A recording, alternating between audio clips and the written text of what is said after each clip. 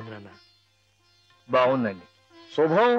మరి అబ్బాయికి అమ్మాయి నచ్చింది కాబట్టి ఆ ఇచ్చిపుచ్చుకోవడాలు కూడా మరి బాబు అబ్బాయి గారికి అమ్మాయి గారు పాస్ అయిపోయి సరే అండి, మరి అమ్మాయి గారికి అబ్బాయి గారు పాస్ అవ్వట్లేదు ఏంటండి? అయ్య బాబా. వెళ్తాం గారు మిమ్మల్ని కొంచెం అలా బయటికి రండి. రండి. అమ్మాయి గారు, మీకు పెళ్లి కొడుకు అన్ని విధాలా నచ్చితేనే ఈ పెళ్లి జరుగుతుంది, లేకపోతే జరగదు. చెప్పండి, మీకు అబ్బాయి నచ్చాడా? ఆడపిల్లలు నువ్వు ఇట్ట అడగగానే అట చెప్పేస్తారా? రైటే లేండి, ఇటప్పుడు కొంచెం ఇరకాడంగానే ఉంటుంది. ఓ పని చేయండి, అబ్బాయి మీకు నచ్చితే నవ్వుతూ తలదించుకోండి, నచ్చలేదు అనుకోండి కోపంగా నాకేసి తిరిగి చూడండి. అయ్యి బాబాయ్, అదేంటండి?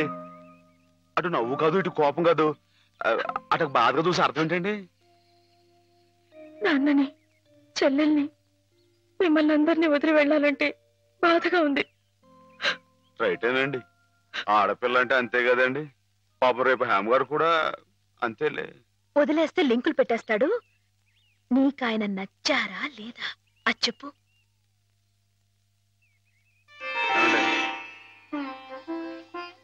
పాస్ అయిపోయినట్టే. మా అమ్మాయి గారికి అబ్బాయి గారు పాస్ అయిపోయారండి. ఇక పెళ్లి ఏర్పాటు చేసేసుకోండి. శుభం.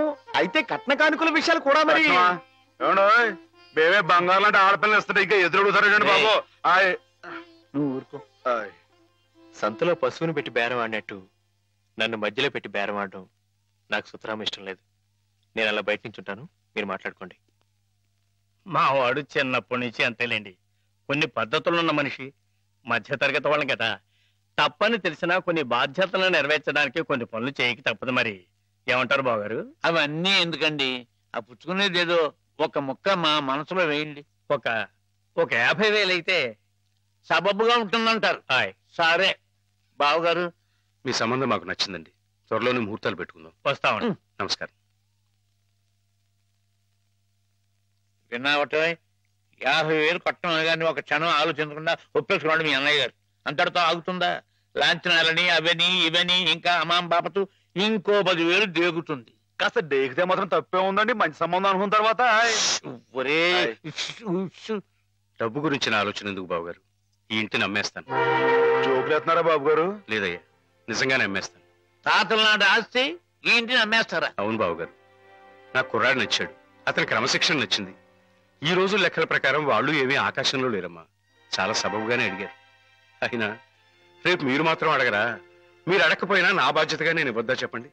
అందుకే ఇంటిని అమ్మేసేయాలనే నిశ్చయానికి వచ్చాను. మీ ఎరుకలో ఏదైనా మంచి బేరం ఉంటే చూడండి బాబు గారు.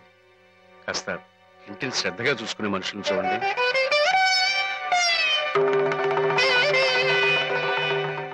బాబు గారికి మీరు ఇవ్వాలి. నా డబ్బుగా బాబు గారికి ఇవ్వాలా? ఎందుకని? లలితమ్మ గారికి మంచి పెళ్లి సంబంధం కుదిరిందండి. 50,000 దాకా కట్నం అడిగారు. ఆ డబ్బు కోసం బాబు గారు ఇల్లు అమ్మేస్తున్నారు. ఇల్లు అమ్మేస్తే ఆయన ఏమైపోతారు పాపం? అందుకే కదండి ఈ డబ్బు ఇస్తున్నాను. నాకు ఎప్పటి నుంచోనండి బాబు గారి పుస్తకం వచ్చేయించాలన్న చిన్న ఆలోచన ఉందండి. ఆ కోరిక ఉపయోగించుకుని ఈ డబ్బు బజార్ కింద ఇచ్చామనుకోండి, ఆ పెళ్లి ఖర్చుకి ఉపయోగపడుతుంది, ఆ ఇల్లు నిలుస్తుందండి. అవును, ఇంత డబ్బు ఎక్కడిది నీకు? అప్పు చేసావా? నాకు ఆవులున్నాయి కదండి, అందులో కొన్ని అమ్మేశానండి, మిగతావేమో బేరం పెట్టాను. ఇలా అన్ని అమ్మేసుకుంటే నువ్వేం తిందామని.